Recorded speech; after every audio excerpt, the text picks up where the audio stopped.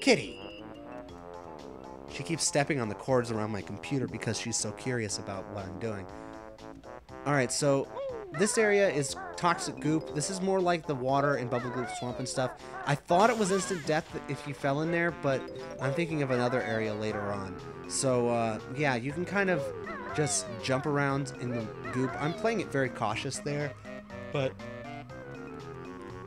you can easily make it from all of the platforms to any of the other, pretty much any of the other platforms. It may not look like you can make some of the jumps, but you pretty obviously can. I was just playing it super cautious at this point because I didn't want to die again. And spoiler alert, I do. So, yeah, these dynamite boxes will chase you and then either run into you and explode, or they'll just explode on their own after a while. You can defuse them by hitting them with a few eggs before you get close. But it's easier just to run close to them and then run away and let them explode on their own. Either way, they don't give you health, so if you can bypass them, they're actually better to bypass than just fight. So, there's the green Jinjo. So we already have 3 of the 5, but I don't get all 5 of them on this life. I end up dying, and I don't find the 5th one until after I've died and started replaying the level again. So, yeah, this first part is going to be much longer because I want to show as much of the level as possible. And then from there, I'm going to be cutting up into more edited scenes, as well as one rather lengthy sped up part that is basically just me recollecting all of the notes before headed towards the area with the hardest Jiggy in the game. Because there's one area of this level that is so hard to traverse that it's basically instant death if you make a single mistake. And there are still 12 notes to find in there, and that's more than it takes. You know, that's enough so that it makes getting through the rest of this game a little bit harder. You have to 100% every other level but this one to be able to get to the final areas of the game without getting those notes. So, ideally, you want to be able to get all of them in this level, even if it does take you quite a few tries. So there's a few more notes up here, and then there are actually 2 cranes that were loading cargo onto the Rusty Bucket, one of which you can cause to raise their cargo platform, and the other one you can lower it. This one covers a Jiggy. Well, they're both involved with Jiggies, but this one is actually a fairly easy Jiggy to get. All you have to do is press the button, scurry to the top of the crane, cross the boom, and then jump down to the Jiggy. Which, you know, it sounds like you shouldn't be able to do that in this time. It's like, oh, I've already run out of time. No, actually, after it hits 0, it starts to slowly lower the cage, and then all you have to do, you know, you just have to get under it before the cage drops again. It's not that hard. So, yeah, we're now on the Rusty Bucket. There are quite a few things and rooms to do on this thing, including those guys. Air vents with eyes and teeth. I don't know why. I don't know what Rare was thinking when they made up those enemies. I do know that they terrify me, and they terrify a lot of other people too. So yeah, they're one of only 3 enemy types in this level, I believe, if I remember correctly. And here are the other types. These guys are called Nautical Grubbins. All of the enemies throughout Grunty's lair and through a few of the levels are Grubbins. And these guys are nautical ones. You can see there are caveman Grubbins in Mumbo's Mountain. There are minion Grubbins, I believe they're called, in Grunty's Lair. They might just be called Grubbins, I don't remember. And then these are nautical Grubbins. So they're basically just like level 2 Grubbins from the overworld. There's some eggs in there, but they're guarded, so don't even bother. They're like the level 2 Grubbins in the overworld that take more than 1 hit to kill unless you use a strong attack on them. There's a Mumbo token in the oven there, which should normally hurt you unless you use Wonder Wing to grab it. It does cost 2 Wonder Wing feathers or so to get it though, but it's worth it because Wonder Wing feathers are replenishable and Mumbo tokens aren't. So anyway, we've got a lot of stuff here to do on the Rusty Bucket, most of which is just involved in going in and out of rooms, either through portholes or through vents, and grabbing notes or other items. This is the captain's cabin, actually. The captain's not in right now. He's just got a couple of seamen in here cleaning up. So what we've got to do is grab the few notes that he left behind, and the Jiggy that's in his closet. So you can see the roll attack doesn't quite kill them, but a Beak Buster or a Rat-a-tat-tap will kill them. And there's an enemy in there that's rather jerkish of them, but there's a Jiggy that we want to make sure to grab. So keep in mind, we've got a lot of notes that we have to grab in this level, and there are some at least in almost every room. Unlike Mad Monster Mansion, where there were some rooms that you could skip, this level has got notes in pretty much every room. So you have to, when you're backtracking after you die, and you will die, you have to come back to literally every room and do it again. Now, you can see that there's those storage containers right there, and I try to jump to them, and I miss, but thankfully there's a ladder right here. This is where the other ladder of this level is that you can use to get up out of the goop. And I'm going to be using this ladder a lot because it's the only ladder on this entire side of the Rusty Bucket. And it's the only way to get up out of the water if you fall into it on this side. So yeah, that's frustrating. And these 3 blue storage containers each contain different little things for you. Some of them are, this one is actually, I believe, the most valuable, yeah, because it's got the most notes in it, and it's also got a mumbo token. So this room we're going to be seeing again and again and again. So yeah, and I mean there is some extra health in here if you need it, so that's pretty useful. Unfortunately, the walls are lined with those wall monsters. I don't remember exactly what they're called, but all you really have to do, I mean, I tried to do it the hard way, but since there's not a lot of room to jump, and these guys are actually smaller than usual, it's a little bit more tricky. So the easiest way to do it is to just ignore them and just roll past them and focus on getting the notes. They're honestly not worth it to try to fight, because if you don't have to. See? There you go. Again, we have to keep going over the same ground over and over again, simply because, you know, there's only one way to reach a given area. There is a second way to reach up here, but if you want to get the items, this is the easiest way to do it. You can also climb up this way on these boxes using your flip-flap jump, but, you know, you pop up here right in front of a monster, and it's easier just to go up the other way and just make your way around. Then you can smash this guy for honeycomb if you need to, or just kill the monsters if you're feeling confident in yourself. I thought about it for a second, but then, you know, I don't know. I recorded this entire level in 1 2-hour sitting, and I basically just said, you know what? I'm going to do whatever it takes to get through this level. I will sit here for as long as it takes.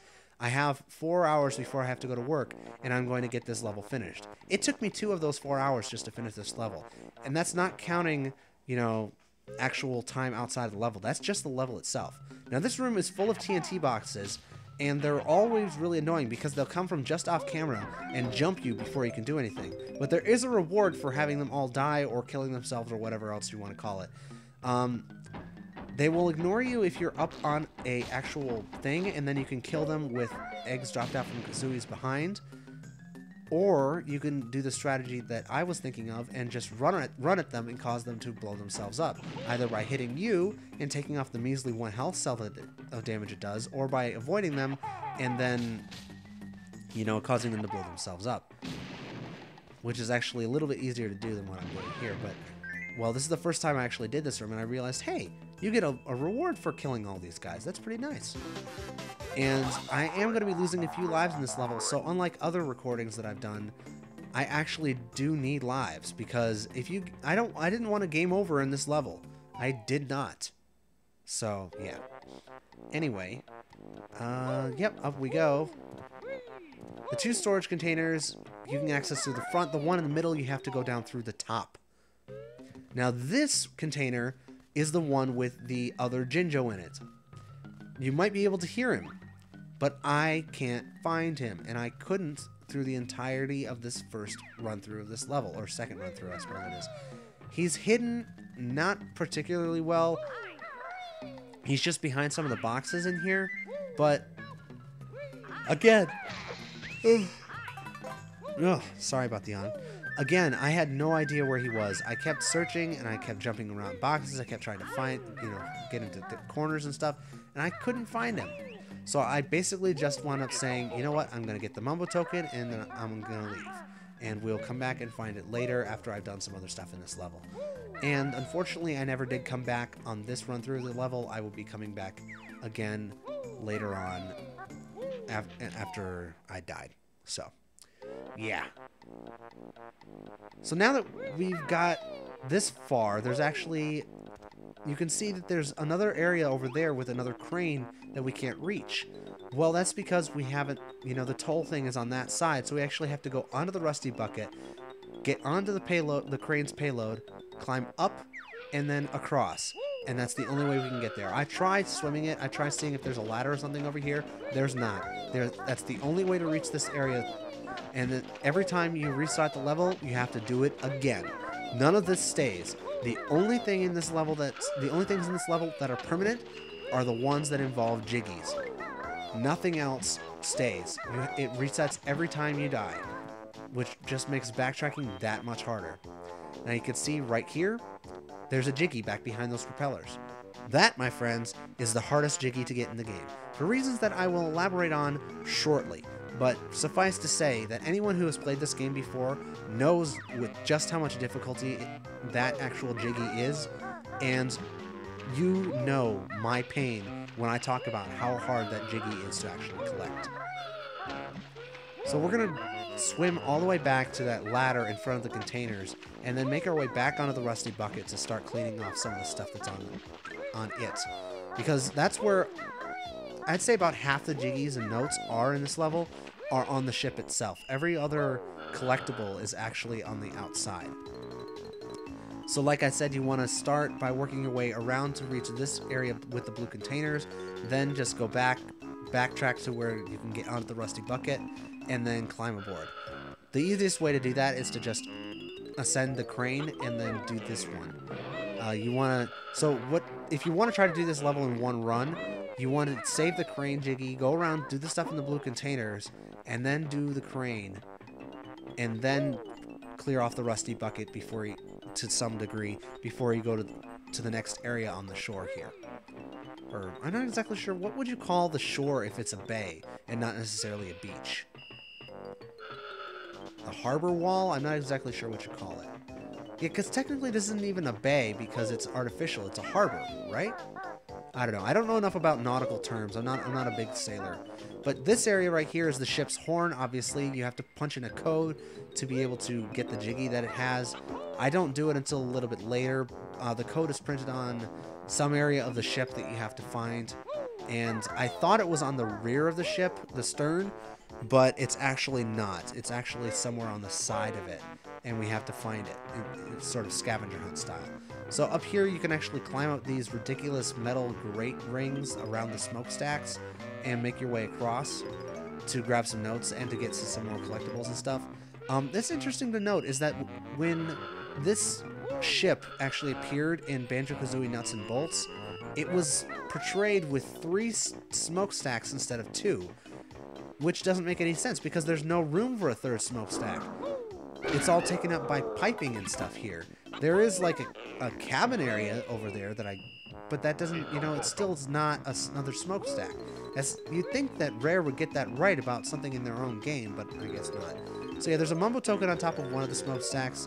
There's a Jiggy on top of the other one, which I'm going to go and collect now. And then there's also the Witch Switch is nearby here, but it's not on top of these smokestacks. So I was thinking that you actually had to descend the smokestack to get to another area in the level that I didn't want to go to yet, but I don't. I'll remember this in a minute. But yeah, because see, I look around here. I'm still looking for the code for the actual whistle, but I realized, this is right here. Yeah, we'll just do this now. So, that's a big box of TNT, like the other boxes of TNT we've been seeing this level. This one's not sentient, however, so we can just climb across this crane. Oh, no, we can't. Never mind. So we'll just fall onto the deck, and then we'll climb the boxes again, and hopefully climb across the crane, and, yeah. See, that's the thing, is that even when I was doing this, I wasn't at my A game at this point. I had not played this game since I finished recording Mad Monster Mansion, and that was probably 2 or 3 weeks ago. So, honestly, I was really rusty, no pun intended. And just playing through this level, I could feel myself getting better the more I actually played it, as I was getting more used to the controller and everything else like that, as well as just having to play the game. So yeah. Anyway, climbing across this crane will net you a wondering feather if you want it. You can also climb down here. There's 3 more notes just like there are on the other crane, and there's also buttons that we have to press, as well as some stuff down here on the, I don't know, I don't know what to call it. Wharf? The key? I don't know what to say. There's a 8 toll that you're going to want to pay because there's something important over here.